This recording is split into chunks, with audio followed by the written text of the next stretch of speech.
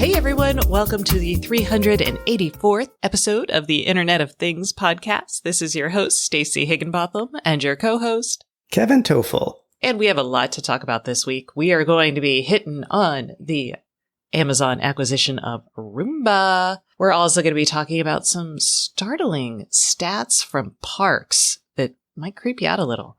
We're talking about ethics in manufacturing connected devices again. Got another small acquisition in the lighting sector, and wireless charging gets another FCC approval. We're going to tell you who got that and how much power they can deliver over the air. We've got a chip alliance in the wake of the CHIPS Act, and it'll affect, hopefully, the supply chain for IoT in a good way. We've also got a new type of proximity sensor worth mentioning, and is Apple going to release a HomePod with a display? Maybe. We'll talk about that. Our guest this week is Mark Benson, who is head of SmartThings US. We're going to be talking about the end of SmartThings' retirement of the Groovy programming language and its original IDE and the embrace of new Lua-based event drivers. We're also going to be talking about what SmartThings expects from Matter. We'll also hear from our sponsor, Silicon Labs, talking about their Works With event coming up.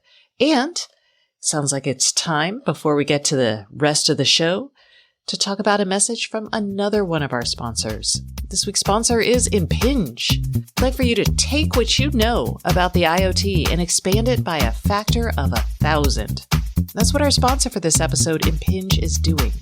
With the Impinj platform, everything can be connected, from strawberries to supply chains, from rail cars to raw materials. Impinj is creating the internet of every little thing. So if you'd like to learn more about Impinj, go to go.impinj.com/Stacey. That's Impinj with a J. So go.impinj.com/Stacey. Okay, Kevin, we're going to kick off this show with a correction. Last week, we were talking about the Eve Aqua, which is a Eve device that connects to your watering hose and allows you to connect it to your HomeKit setup or eventually, hopefully, to a Matter setup. And we said that the third generation of this device had Thread, and it was the first version of that device to have Thread, but it isn't. Well, we is very generous of you. It was really me, and I should know better because a year ago I tested the first version of this with Thread. So yes, thanks to some of our listeners for pointing out my mistake. I completely forgot about that. And now I wonder even more why that price bump of $50 is there for the newer version. I mean, maybe they had to put in more memory or something to that effect. We could get a review unit and then you could figure it out. That's always an option. All right. More hoses. Okay, so on to the real news. This week's big news. On Friday, Amazon said it would acquire iRobot, the maker of the Roomba Smart Vac and Brava and other connected home robots, but mostly the Roomba, for $1.7 billion. It's a little bit more than the annual revenue from the year before, which was $1.5 billion for iRobot. And man, the takes were hotter than hot. First up, everybody freaked out like, oh my God, Amazon's buying this so they can map my home. That's an okay take. I mean, it's possible that Amazon will get, it's totally real that Amazon will get more information from owning Roomba. Many people brought up the Astro, which was Amazon's roaming security robot that also had a thing on the back that you could stick. Yeah, like a little backpack space that you could put stuff in, and it did not mop or sweep. And the reviews came out in April of this year, and most people were like, I really don't need a Madam A that follows me around the house, and it doesn't really do anything else but just get in my way. At least my Roomba vacuums. The most obvious thing is the Astro actually hasn't come out into the public market yet. Maybe Astro was just Amazon seeing if they could do something hard with the roaming robot, realizing that their version sucked. People did complain about it falling downstairs. And they said, you know what? We should just buy iRobot. This is just going to get us there so much faster. Yeah, my Roomba has never fallen downstairs. I can honestly say that. It's very good at what it does with mapping and intelligence and so on. Yeah, so I wrote something up on this. You can see the map it made of my home. You can see that it's not super detailed, although it does know where carpets versus hardwood floors are. I was like, go Roomba. Those two things were kind of the big, easiest takes of the day with this deal. I think two more interesting takes have to deal with Amazon buying its way into like potentially really innovative area of the smart home. And by that, I mean this idea that Kevin and I talk about, that even Amazon talks about with their ambient intelligence in the home. We talk about it being context aware, the smart home. And this idea that the devices in the home need to share information with each other about like where people are, what people are doing. And that way the home can actually become much more responsive to your needs. Cohesiveness, that's what's missing there with the context, I think. Yeah. So like I can walk into a room and a motion sensor will be like, boom, the lights are on. But knowing that the room I walked into was the kitchen and turning those lights on and then sharing the information that I'm in the kitchen could actually be much more, instead of just turning the lights on, the fact that I'm in the kitchen could indicate, based on the time of day, that I'm about to cook something. So maybe then I get an option to preheat the oven, or maybe it's like, oh, well, if she's going in to cook, maybe I should turn on the air purifier because cooking releases a lot of VOCs. There's a lot of options that could happen there, but we don't have that today. Yeah, like don't go to the fridge and have that snack. I have all your health data.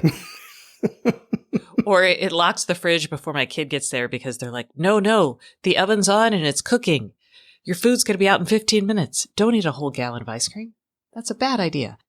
Anyway, those are the kind of things, like it needs that kind of context about what we're doing and also a self-knowledge about what other devices in the home are doing. And that's actually probably a more effective smart home robot situation than Astro, in all honesty. Roomba was actually trying to build something like that with what it called its Robot OS. And this came out earlier this year. Colin Angle talked about it. He is the CEO of iRobot. He talked about this idea of the context-aware home and building an OS for the smart home that lets lots of devices kind of communicate into this pool of knowledge that gets us there. And I thought that was really compelling. My bet is Amazon thought that was pretty compelling too. And I'm a little frustrated that with Amazon buying iRobot, and then if they decide to build out this robot OS for the smart home, I'm worried that consumers won't get as much say, because it's a lot easier to say, I don't like the privacy policies associated with iRobot, or I don't trust them, I'm going to not purchase this. It's easier to say that for a robot vacuum. It's harder to say that when it's Amazon because they own a lot of aspects. They own Ring. It's a platform choice then, so that's going to exclude you from a lot of devices and experiences if you choose not to. Exactly. And then for the vendors, they don't have as much power to say to Amazon, no, I don't want to give you this data. I want to keep this data to myself. If they were working with iRobot, they would have a lot more choice because iRobot can't make as many unilateral dictating decisions there. Ultimately, instead of maybe going where the device makers and the consumers want the smart home to go, it's going to go more towards where Amazon wants it to go because Amazon has so much market power. Kind of like Sidewalk, if you ask me. Yeah, Sidewalk is, it could be great, but it's also going to be what Amazon wants it to be, not necessarily what it should be. Correct. I wanted to add one point because I agree with you, and your take about the smart home itself being a robot really resonates with me. And when I think about what Amazon just got or is trying to get, because this has to clear approvals, which that could be very interesting. I don't know that it will from a regulatory standpoint, but that's not for us to decide. So I'll assume that it does temporarily. In a sense, Robot OS and Amazon potentially are kind of doing for people and the home what Matter is doing for devices. And that's a really big thing. And I don't want people to miss that point. And you may disagree with me. If it's a bad point to make, then people don't think about it. But no, I think it is. So we talked about Matter, and one of the things that's becoming very clear is Matter is going to be essential for commodity devices. And the real value in the smart home, once we get that layer of interoperability down there, is going to be around services and building this ambient intelligence. So this is the next step. It's the next layer up for product differentiation between big players in the market. And it would have been nice to see that product built by a smaller company trying to bring out a good service. Or a consortium of people like that are doing with Matter. Yeah. And Amazon has to go here. Originally, Amazon won in the smart home in terms of getting, because it had Madam A, because it made it so easy to build connected devices that worked with Madam A. But Matter makes all of that obsolete. So now Amazon has to go one layer up. And it is. And this deal makes 100% of sense from that perspective. But it is a little worrisome. I'm not worried about Amazon having maps to my home. Could they look at my furniture with a camera and say, this person, we should market furniture to this person because their furniture is out of date and old? Their Roomba keeps jabbing into the base of their furniture and just scratching it. Yeah. I mean, who wants that? But I'm less concerned about that. And that was the immediate hot take everybody had. Oh, they're going to know the internal layout of my home. Why do they care? Yeah, if you can see, y'all actually now have the layout of the upper floor of my home, just so y'all can see and be like, oh, Stacey. I appreciate you sharing that. And guess what? I don't care. I just such don't. A nice home, no. You know what I mean. If I were a vendor, I don't care. You can see that I have lots of rugs. You can sell me a rug cleaner knowing that I have a dog and a rug. Nope, still don't care. All right, fine. All right, so that's our lukewarm take, our cool take after several days of pondering this move. Let's move on to something that is also creepy from a privacy perspective. Parks Associates, they interview 10,000 broadband home owning people every quarter. I think it's every quarter. Yep. Yeah. And they track all kinds of stuff, smart home data, security data, all sorts of stuff. Anyway, broadband data. Their latest research says that there are going to be 95 million smart tags sold in the U.S. in 2027, that only about 8% of U.S. internet households currently have a smart tag, but 32% of those smart tag owners have reported using the device to track another person without that person's knowledge. I am shocked. And I'm not being sarcastic. I am shocked. Like, I would never do that. I mean, just to get my family's location on iPhone was an hour conversation, and I would abide by whatever they said. I mean, ultimately they have control over that because they can deny my access to that. If you don't know somebody slips a tag in your bag or your car, you don't have control. And this gets us back to where I think you're going, and that's the consent issue again. Yeah. So I was thinking about this and I'm like, I use my Tesla to track my husband, when he goes like places. I can't do it during Christmas. He's told me not to because I have been known to find out what stores he's parking in front of to try to figure out my gifts. But he knows that I do that. And I actually told him because otherwise it would be creepy. He doesn't know every single time I do it. So I'm like, do people just stick it? Like I can see someone sticking it in their car and being like, realizing, oh, hey, I can see, where that person is. I can ask them to go to the grocery store. Not necessarily creepy tracking, right? Just right. Useful tracking. Yeah. But even that sort of thing without talking to the person who's being tracked is wrong. Yes. I don't know how else to say this. You need to tell people. And putting a tracker in your child's backpack, like maybe it's your 6-year-old, and you're like, I need to know where they are. So you stick it in their backpack. Tell them. I agree. I wonder, just because this seems abnormally high to me, and maybe it isn't, I don't know, but I wonder if this is people who even just tried it once just to see if they could, in a sense. Yeah, maybe, but no, that is not okay. But no. You can't do that. This is something that Kevin and I talk about because we have these devices in our home and we understand very deeply after playing with so many devices what kind of information they tend to share and can share. And we think forward about the repercussions of like being able to see what type of food someone is cooking in the oven. So it's worth, when you bring these devices into your home, sitting down and explaining to people. You have to. You can't just stick a connected sleep tracker in your room or under your mattress and not explain to someone that it's there and then also explain what it does. It's not enough to say, hey, this is here, but you have to say, this is here and it does this. And Kevin, you actually had this with your Tesla. Yeah. Well, to be honest, we have it with every device. We actually have the conversation. We have this very conversation before anything gets set up in the house. And I think it's important because the family needs to be comfortable in their own home, right? If I put myself in their shoes, I understand. It doesn't matter how many gee whiz bang features something has if you're giving up too much privacy or privacy that people don't want to give up, right? So yeah, with the Tesla, I mean, normally we do have this conversation, but interestingly, we didn't have it before the Tesla. And it wasn't until after we took delivery that I looked deeper into the terms of service and data privacy and what is shared, and then explained a few weeks after we had it where all the cameras are in the car, not just the ones outside. They didn't really care about the outside cameras, but my family was really shocked and I'd say upset that there were in-car cameras and they didn't even see them until I pointed them out. So there's conversations on what do they do with that data and how often do they take pictures and so on and so forth.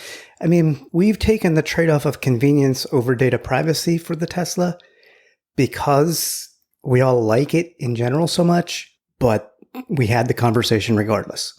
So this isn't just a device owner problem. If you're a device maker, you need to actually share with people in a very easy to understand way at purchase, either through like a label on the box, like a nutrition style label, the types of sensors that are on there, what those sensors are recording and sending back. And I would say how that data gets used. That's a lot. Maybe it's probably a QR code that people, and not everyone's going to read it, but there's a potential opportunity here, and I know it'll never happen, but some of that information is readily available when you're doing your product research. I know not everybody does product research. So to account for that, if you're buying from an online store, for example, maybe I'm buying, let's just use Philips Hue as an example, and I add some things to my cart. I would love, actually, I know it's a barrier to the sale, but I would love to see, okay, before you check out, these are the terms of service for what these devices do, where the data goes, what sensors they use, et cetera, et cetera, et cetera. And you have to accept that before you actually make the purchase, because at purchase, you're just there to purchase, right? Before you take delivery, before you even place the order, it wouldn't hurt to have that little check-in. I agree. Maybe I should do my ideal smart device disclosure label and see what that entails. We've talked to we've talked to organizations. At CMU has one. Consumer Reports has talked about this a lot. We won't go into any more of this, but I did think it was worth mentioning when I saw that astonishingly high number. I'm like, come on, y'all. Be better. Mm-hmm. Okay. Speaking of crappy ethics in the IoT department. Be better. Yeah, be better. Epson, they have come out saying, basically, Epson has hard-coded an end of life into their software that runs some of their inkjet printers. And this is basically Epson's like, hey, our connected printers, we recognize that some of these devices, they are at risk of some of the ink in there spilling if it's not used over a certain amount of time. And thus, the device no longer works. So basically, before it breaks, Epson's going to shut it down because they're worried that it might break. And they did not disclose that prior when people purchased this. Yes. And so here's my, I think it's just generally crappy to do something like this regardless, especially because if you have a connected device with sensors, you can actually check and be like, hey, this is about to happen. And then instead of killing the device, you can say, hey, based on our sensor readings, your printer is about to have a problem. That is a much more consumer-friendly way to deal with this. But regardless, if you're going to do something like this, I think you need to do two things. One, you have to disclose an end of life at purchase. You have to say this device will work for the next 5 years. Two, I think given where we are with like plastics in the water and PFAS in the air and climate change, you also need to then say, and these devices, you have to prove that these devices and obsoleting them quickly, you have a place to put that hardware in damaging stuff in a way that's recyclable or not going right into the environment. So you can't basically make money without telling people exactly what you're trying to do and then be responsible for the waste such a strategy is going to entail. Yeah, this is just a really poor decision on Epson's part. I don't have any Epson printers now. I have in the past. I did not encounter this. There is some software for Windows users that Epson has that you can bypass this, but it's only temporary, so you can just print X number more pages. It's not like thousands and thousands or 6 months of extra life or anything like that. That's not a fix, and that's just poor. Yeah, we hate you. Okay. Done. More of my regulatory things. All right. Some fun news. I was kind of surprised by this. So last week when we were doing the podcast, I didn't see this, but my bad. Fiat, the lighting company, they make all the fancy, what do I call them? Edison style bulbs. I used to have a bunch of them. They have acquired the LifeX assets from Li-Fi Labs, and now they're going to own the LifeX brand. And you know what? Good for them. I actually think it'll help the LifeX brand because I see Fiat bulbs and have purchased them in Lowe's, Home Depot, and Costco, for example, both regular and smart bulbs. They work. They're relatively inexpensive. They're just like my, let me go get some smart bulbs. But maybe those will be a little more prominently displayed and available through those other outlets. Yeah, and LifeX has struggled. They've always been expensive. Well, it's because they put Wi-Fi in very early on. They didn't, I don't want to say cheap out, but, had a higher bill of materials. They had hardware that, was ahead of its time to some degree, and the price point reflected it. And others came along, and when things were cheaper, were able to have competitive products at lower prices. Yeah, so good there. All right, guess what? If you are a fan of over-the-air wireless charging, and really, who isn't?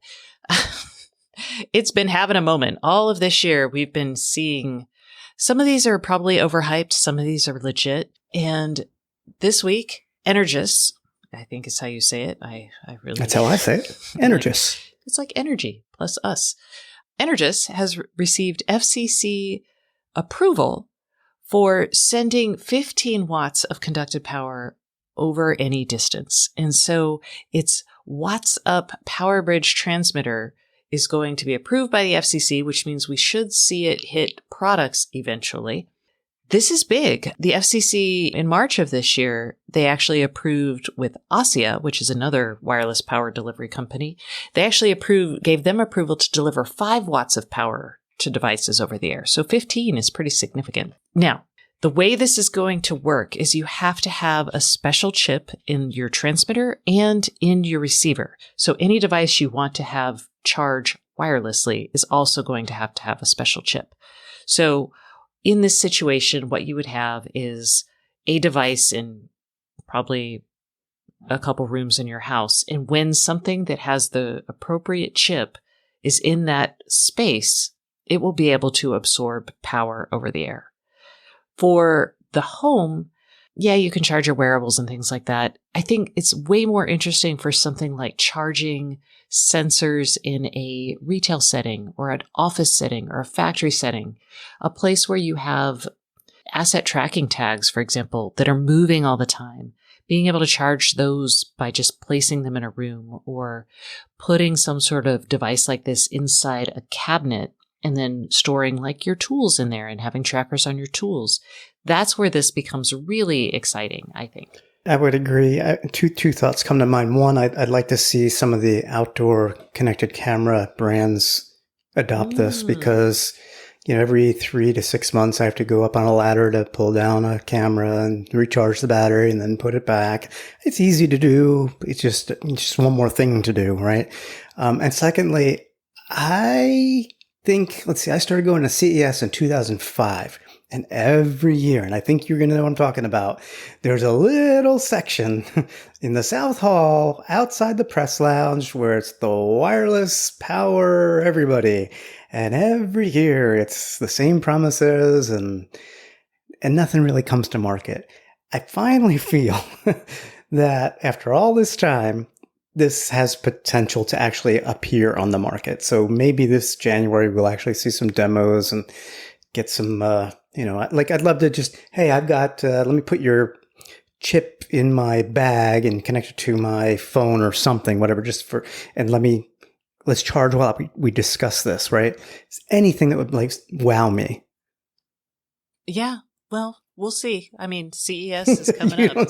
You don't sound as I mean, no, I get it. Optimistic. And some of these partnerships that have been announced feel like Asia has a deal with a French smart home company that we should see actually devices coming out next year. So let's just cross our fingers and hope. I hear that every year, but I'm feeling better. I'm feeling better this time around. We'll see. Yeah. All right. Other news. Oh, chip news. So President Biden signed the CHIPS Act this week, and that's going to give us $52 million to invest in semiconductor manufacturing. There's also money for R&D and other things in this bill, but everyone's excited about the chip manufacturing side because, my goodness, we've had a giant chip shortage. This isn't going to alleviate the chip shortage right away. It is going to help companies invest more in manufacturing here in the U.S.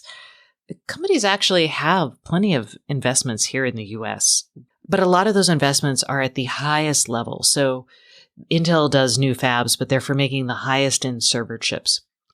It's a little unclear because some of the new manufacturing plants that have been announced are also at the high end.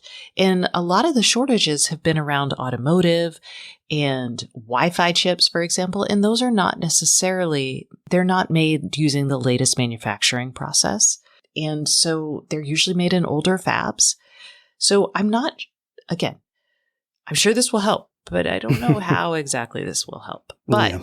Qualcomm and Global Foundries, which is a fab company, they basically have said, hey, we're going to sign an agreement so Global Foundries will make more of our chips, specifically those related to automotive and IoT chips. That's for Qualcomm.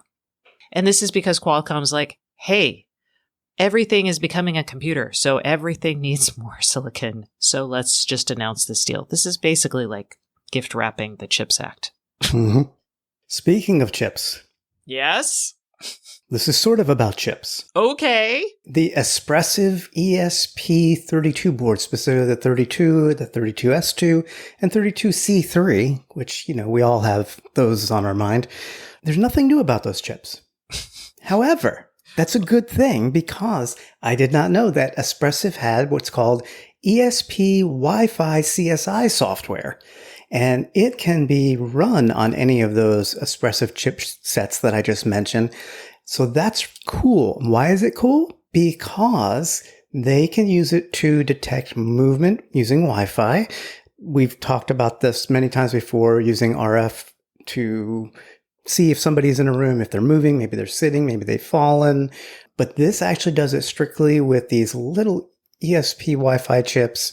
The way they describe it almost makes it sound like a radar type implementation because they say they're using channel state information. So they're measuring the signal strength, amplitude, phase, signal delay, etc. But they say it's accurate enough that they can detect when somebody is breathing as well. So again, no sensors involved, just using Wi-Fi and the software on these Wi-Fi chips. So this is interesting because there's already this capability that's actually being built into Wi-Fi chips today. So a company called Cognitive Systems and a company called Origin Wireless both offer Wi-Fi sensing already. And Cognitive has a deal with Qualcomm. Origin has a deal with some other chip companies. And what's happening is the goal is to build sensing capabilities into as many Wi-Fi devices as we can. This mirrors that, but it's on an ESP32, and that is one of the most common chips used in sensors and other IoT devices. It is a much lower power, it's a processor chip, it is not a radio chip. So adding this Wi-Fi board with this capability gives you that ability probably at a lower power than most of the other devices, which means you could possibly put it on a sensor. I don't know if you could or not, but this has two benefits. It provides more context in a way that is like not fooled by like a person sitting still. So unlike a normal motion sensor where you're like, oh, the person has left the room because they're so still. So it turn out the lights. Yeah. But it could be, and it isn't today, because the resolution isn't fine enough. So it can't tell, it can only tell big movements, not small movements. It's not like radar, which can do smaller movements. But it could eventually be used for things like fall detection. And having that ability in more devices and more places is probably kind of neat. So, yeah. And the fact that you don't have to upgrade hardware to get this capability, I think, is huge. Yeah. So being able to put this, because the other stuff you have to have the new firmware running on your chips. All right. Okay. So you could try it out and see if it's worth paying for the other solutions or just keep going with this. Final bit of news. Apple. Mark Gurman, the guy who's got the in at Apple, he says there's some new Apple smart home devices coming, including an updated HomePod Mini, a new fancy HomePod, and possibly a smart speaker with a display and some sort of kitchen iPod. He specifically says that the HomePod with speaker, FaceTime camera, and Apple TV functions, as well as the kitchen accessory, may not see the light of day. And I would believe that. I'm sure Apple's always prototyping things. But I still think they need a smart display based on the iPad. I mean, to me, it's a no-brainer. It's not like you need to spend a ton of R&D to make that work. More interesting, though, to me, even though I want to see like an iPad in my kitchen, a HomePod with speaker, FaceTime camera, and Apple TV functions. I'm wondering if that's along the lines of a TV tie-in, like a surround sound speaker, right? Oh. A sound bar or something that people are already going to buy. So it's kind of like, hey, you get awesome sound, and it's got a camera in it that you can use for FaceTime. And it's got the Apple TV functions, and that will show your smart home, and it's got Siri and so on and so forth. I could see that be a decent product for them. Yeah, I agree with you. Okay. All right. Let's see. That concludes the news segment of the show. But now let us go to the Internet of Things podcast hotline, which is sponsored by Silicon Labs. Specifically by WorksWith. It is Silicon Labs' go-to developer conference for building the skills needed to create impactful connected devices. In September, Silicon Labs is bringing together global technology brands, ecosystem partners, and industry experts to drive the most exciting advances in the IoT industry. We're going to see keynotes, a lot of good stuff, and you can learn more at workswith.scilabs.com. And with the IoT Podcast Hotline, every week we take your questions and we try to answer them. And if you call us at 512-623-7424, you will get a chance to ask us your question and be entered to win a monthly prize. This prize for the month is the Play Lights and Sync Box. So basically, It's Hue Lights. It's a little converter that has an HDMI cord. You can stick it into your gaming system. You can stick it into your TV. And then you get two lights that basically create cool light patterns that match what's on your monitor or your TV. I have it and I love it. That's all you need to know. There you go. So you'll be entered to win if you call us at 512-623-7424. Plus, we might answer your question. All right. This week's question comes from Chris. And it's a question we get a lot, but, we're right on the edge of Matter support, so let's answer it again. Hey, Stacey. Chris Coffey from Orlando, Florida. So, Stacey and Kevin, my question is, I'm thinking about doing some upgrading around the house. Have an old SmartThings hub that I want to, switch over to Habitat. Want to get some outdoor speakers. Want to add some things to the house. With Matter coming out, should I wait? I think we're a month or two out from them, starting to see things.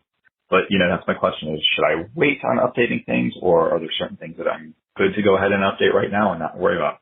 Love this show. Thanks for all that you guys do. Thanks. Bye. Okay, Chris. Yeah, getting rid of your old SmartThings hub, switching over to whatever platform you want, that sounds great. You could do that today. Most of the new hubs that are on the market are going to be Matter compatible. I would just check before to make sure. Like Habitat, they've said that they're going to support Matter. Actually, the new SmartThings AOTech hub will also support Matter. Just throwing that out there. We'll talk about that later, actually, in the show. And I would wait, though, to get your outdoor speakers, some of your other stuff. Couple things to think about with Matter. If someone said they're going to support Matter, then you probably should be okay. A lot of the devices that have bridges, like the Philips Hue bulbs or like Lutron, if they've got a bridge that they've said they're going to update, feel free to buy stuff and just go to town. If it is not something that's supported by Matter. Like, it isn't clear that a speaker is going to be a Matter device. Video cameras, for example, aren't Matter-capable devices. Appliances are not Matter-capable yet. So if you're dealing with a device that isn't Matter-capable, then yeah, just look and see if it works with your hub. That's fine. But everything else, I would wait. I get this question. I understand it. And I always hate to tell people to wait. But when something comes along that we expect to be this transformative, and the fact that it's just around the corner, I would wait. I would wait on anything. I agree. I'm glad you brought up the non-Matter supported devices, because you don't need to wait for those. Video cameras, for example. Don't wait for that. Video you need something new. Yeah, exactly. And that may change in time. Matter may... Yeah, they're actively looking at expanding the spec to support it, but that's not going to happen in the next year or two. So you could just go to town. I agree. But everything else, I probably would wait. And I will say, so I've talked to people there have been several testing sessions, testing and certification. What do they call those? There's been several of those events this summer, and I have heard back from people who have participated and brought their devices that their devices are working really well, and these things are going really well. So I do expect that we'll see Matter this fall. We won't get another delay. If they make a liar out of me, I'm going to be very cranky, but I really am optimistic. I know, y'all are like, Stacey, you're always optimistic. I am, but this would be so important for the industry. Okay. So that's where we are in that. If you would like to give us a call at 512-623-7424, please do so, and you will be entered to win something really cool. All right. That concludes this segment of the show, but please stay tuned for Mark Benson, who is the head of Samsung SmartThings in the US. He is going to be talking about Samsung finally transitioning off of Groovy and where it's going after that. But first, a message from our sponsor. This week's sponsor is Silicon Labs. Hey everyone, we are taking a quick break from the Internet of Things podcast for a message from our sponsor. And this week's sponsor is Silicon Labs. And I have Matt Johnson, the president and CEO of Silicon Labs, here with us. Today, Matt is going to talk to us about WorksWith, which is Silicon Labs' virtual IoT conference coming up September 13th through 15th. Hello, Matt. Hey, Stacey. Thank you for having me. So this is going to be the third annual WorksWith, and it's one I'm excited to be a part of again this year. But for everyone, can you share a little bit about what WorksWith 2022 is going to look like? Sure. So WorksWith in its third year has really become the go-to developer conference for the IoT space. We bring together all the major ecosystems, design partners, and developers from across our industry. The agenda's big. We have over 75 technical sessions and workshops and great keynote sessions, if I say so myself. The conference is free and virtual, so anyone from around the world can attend. And I also think it's just an exciting time to bring our industry together as we see the space we all know and love really accelerating. We're also seeing initiatives and capabilities like Matter, Sidewalk, security, machine learning, all gaining momentum and relevance in the space. So I think it's a really great time for the industry to come together. Okay, and speaking of keynotes, can you give us a teaser of what we can expect in these sessions? I'm excited to be opening this year's WorksWith conference, along with some great guest speakers from both Amazon and Google. And as part of that, we're going to be diving into the state and impact of smart connected devices across our space in the home, in cities, industrial and commercial applications. We'll also be discussing what's on the horizon for the IoT and really how we all work together better to design and bring great new solutions and experiences to life. And of course, we'll have some exciting announcements from Silicon Labs as well. So WorksWith is September 13th through 15th. It is virtual, and where can our listeners go to learn more about the event? The best place is our website, workswith.silabs.com. If you go there, you can find the agenda and all the signups for the workshops. And remember, registration is free, so we hope you'll be able to join us. And again, that website is workswith.silabs.com.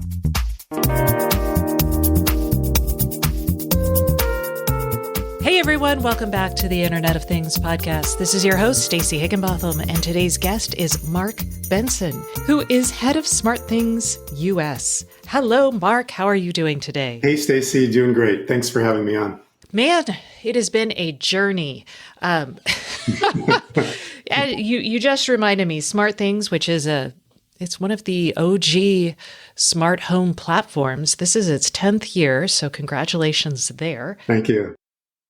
Yeah, so y'all are concluding a process that y'all began 2 years ago, which was to kind of transition from being, well, there was a lot there. There was transitioning from being a hardware company. Y'all were also getting rid of the Groovy IDE, which had been there from the beginning. Can you talk about why y'all started that transition? Yeah, so like you said, this year is the 10th anniversary of SmartThings as a company and 8 years since the acquisition by Samsung. So there's so much that's changed in that time in the smart home space. Since 10 years ago, SmartThings has really been at the forefront of the smart home space, aiming to provide experiences that any human being can use to connect their homes and control a multitude of devices from a variety of manufacturers. And those concepts of interoperability, great partnerships, and also ease of use for our customers, those have been our guiding lights since the beginning. And we've achieved some significant growth since that time in the number of users and devices, and really fueled in a big way from the acquisition from Samsung. And with that growth, we've also had to evolve our technology. And we've made some notable enhancements along the way to improve the platform, the experiences on the platform, while still keeping a focus on facilitating that open and interoperable smart home. And I think, Stacy, the last time that we talked on your podcast was 2 years ago, and we made an announcement at that time about our intentions to responsibly retire legacy hubs, which we did, to responsibly retire the legacy classic SmartThings app, which we did. And we began this process of evolving the way that smart apps are developed, going from Groovy-based smart apps to API-based, and also device type handlers, how those are developed and deployed, moving from Groovy in the cloud to Lua drivers that can run locally and also be shared so much more easily within the community without copying and pasting, which is what happened with the Groovy device type handlers in the past. And so those are some of the reasons why we've been making those changes, and wanted to talk with you here today just to share some more of the things that we're doing right now and some upcoming changes that you can expect. Okay, so let's dig into some of this here. So we'll start with hardware because it's tangible and everyone loves hardware. Y'all got out of the hardware business a while back, as you mentioned. I know I have the latest AOTech hub, but you are still supporting the V2, V3, and your SmartThings Wi-Fi hubs, correct? Yeah, that's right. That's right. And with the AOTech hub, that hub is going to be upgraded to Matter in the future when it comes out. Also, yes? Yes, so we're committed to Matter. We've been behind Matter from the beginning when it was chip, and are very excited about that. As I mentioned from our beginnings, we've really been focused on interoperability, which was really like the wild, wild west, 10 years ago. And even today, it's still fragmented, but Matter is really bringing that together. So we're very excited about that, and excited about all of the support that it's gotten in the industry. To be able to bring that together. So we're committed to supporting Matter, and we intend to support it on all of our SmartThings hubs. So that'd be V2, V3, AOTech. We're also bringing the hub functionality to more devices in the Samsung product line as well, including TVs, Family Hub refrigerators, and Galaxy devices as well. I know this isn't a hub story, but I like to get the easy stuff out of the way. So Groovy has been around for a while. I remember using Groovy-based apps because y'all have allowed people to use the API over the last few years. I know that most of the stuff that I have been building as I test out SmartThings again has been the API. So talk to me about how many people are still using Groovy or. Good question. It's the use of Groovy has been really useful to date, that has allowed developers in our community really an enormous amount of flexibility. And over time, we've seen less and less use of Groovy Smart Apps as the app experience has improved. So we've had a better experience for just creating rules in the app, for example. We also have the Rules API, as we were mentioning before, that makes it easy to create simple or complex rules that also can run locally on the hub. And because of those features that have been improved over time, there's become less and less of a need for writing Groovy smart apps. There has been a decreasing reliance and need on Groovy over time that we've seen. And we've also, at the same time as we're, in the 10-year anniversary this year, we're really looking forward to, what does the SmartThings platform need to be for the next 10 years? And we've been working on that for some time. And one of those transitions that we've known that we need to make is really transitioning beyond that Groovy framework. So last year, you probably know about this or heard that we enabled local processing on the hub. So it allows some commands and automations to execute locally without relying on the cloud.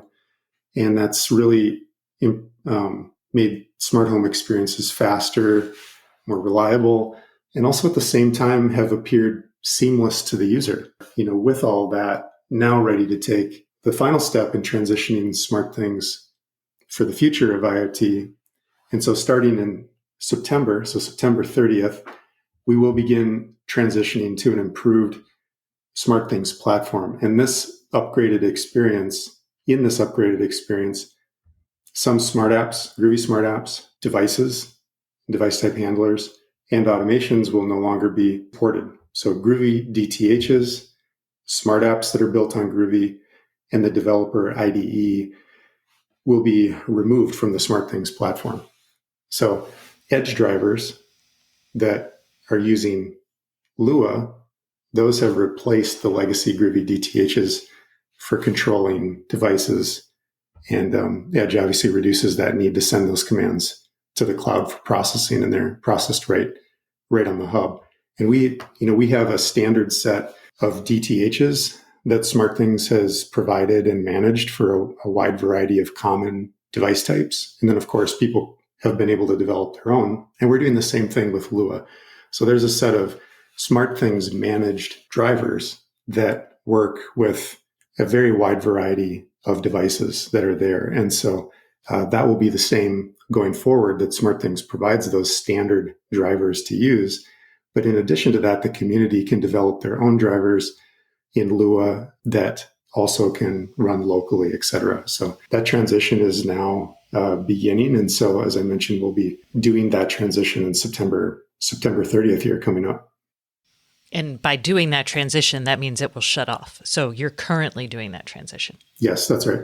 Okay. I know that I have downloaded many a device handler over the years, but do you have a sense of which ones are popular and which ones still need to be, translated over to Lua or rewritten in Lua? Are you communicating actively with your outside developer community?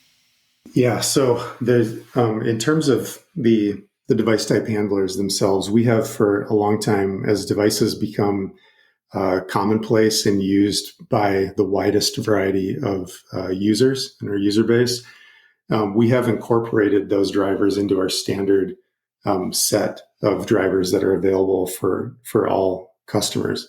And so we watch that. We watch that regularly. We've made improvements to that core library of drivers over time, and that same thing has happened now with Lua drivers. And so we have really targeted the most common set of those devices and have transitioned those DTHs already over to Lua. And there's always niche devices, random devices that maybe aren't used by a wide variety of customers, but still are important for the community. And those can still be transitioned over to Lua. But part of the communication process around all of this is to inform the community that if they have DTHs that they have developed over time for some of these more niche devices like that, that they can transition them, but they have to basically transition that to the Lua framework in order to continue using those. If you haven't learned Lua yet, get started today so you can transition before the 30th. So you've mentioned a couple things that I want to dig into. One is this focus on local control, and the other is this focus on being able to share things. We've talked about being able to run using the Lua drivers, so there'll still be the component of local control on the hub, which I do think is important. But two, let's talk about why y'all switched to this API framework and kind of how that's going to help share things. Because I think it's really hard for people, when I set people up on their smart home, they're like, okay, now what do I do? And I just want to be like, here, let me give you a link to all of the rules engines that I use that seem to work for me, right? But you can't do that yet. So let's talk about why that. Yeah. Well, there's two parts to this. There's the Groovy based smart apps, and then there's also the device type handlers. And there's really been this kind of copy paste community really that's happened within DTHs or even smart apps where, you go find one online, copy it, paste it into the IDE, make your modifications and use it.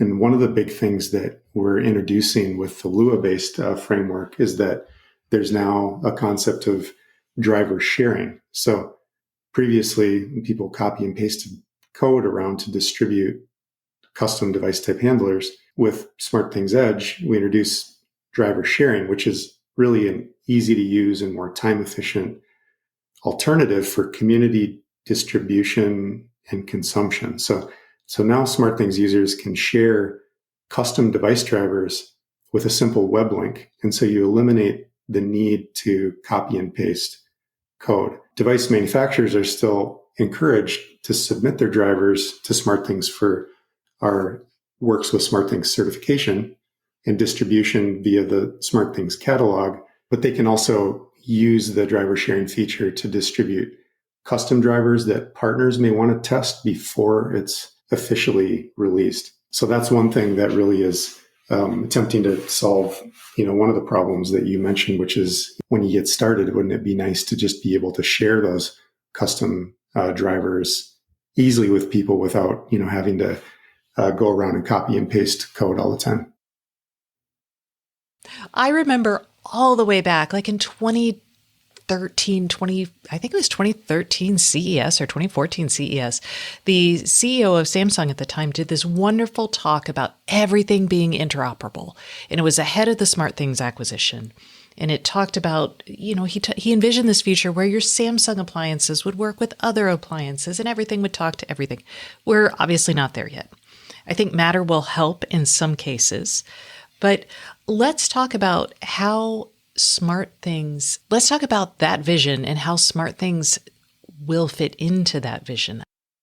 Yeah, that is still, that vision of interoperability and really a truly seamlessly interconnected smart home, is something that we are passionately pursuing as much now as we were, back 8 years ago.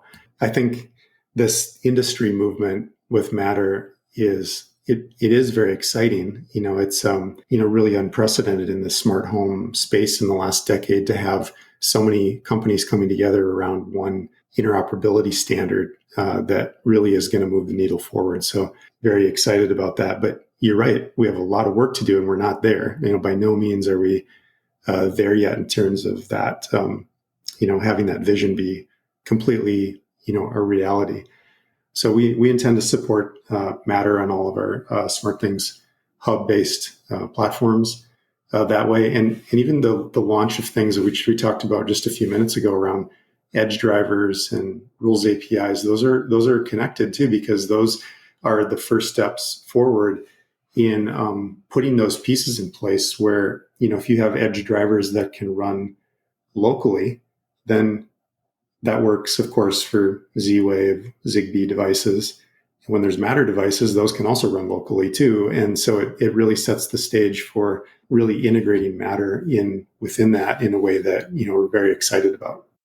And speaking of that, your hubs right now, they're not going to have Thread. So I believe I read, I think in an interview you did with The Verge, that your existing hubs are going to support Matter, but they're not going to act as like a Matter controller. Could you kind of explain that for me, please? Yes. So in terms of being a Matter controller, just to clarify, we will support Matter controller on SmartThings hubs. So that's like V2, V3, AOTech. And we also intend to bring Matter controller to other Samsung surfaces, including Galaxy devices, TVs, and Family Hub fridges. What we have said is that we are not planning to support Matter bridge that would essentially enable other ecosystems to control SmartThings hub-connected Zigbee and Z-Wave devices. There's a lot of work that's involved with that in terms of translating SmartThings capabilities to Matter language, and it doesn't make sense for us. But Matter controller is something that we're very committed to. The specific details around protocol support when it comes to when, which products, what will become available. That's not something that I can talk about right now at this time in terms of that forward-looking roadmap, but we will share that more soon. And we have the Samsung Developers Conference coming up soon in mid-October, and so we'll have more announcements about all of that there at that event. So stay tuned for that. Awesome. Just to add a little bit of clarity to that. So if I am running, for example, a SmartThings hub that has the Z-Wave and Zigbee, that can become a Matter controller, but I won't be able to have Matter devices talk to my Z-Wave devices through this? Okay, so just to clarify, so if you have, Sorry. I'm like, wait a second. No, it's good. So there's so the Matter devices can talk to Zigbee and Z-Wave devices. So if it works with SmartThings together, there's built-in interoperability there within SmartThings. There's a specific concept around Matter bridge, which essentially is like a ecosystem to ecosystem bridge concept.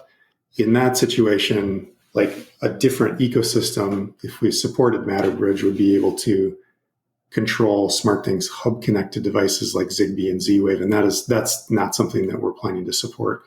But as long as you're within the SmartThings ecosystem, I mean, the key focus here is Matter devices. So if the ecosystem supports Matter, which we do and we will, then any Matter device is sort of certified by default by being a Matter device. It works with that ecosystem. And within SmartThings, we also support Zigbee and Z-Wave devices. And so all of those will work together within SmartThings. It's a more nuanced kind of ecosystem to ecosystem part around the Matter bridge that I was speaking to before.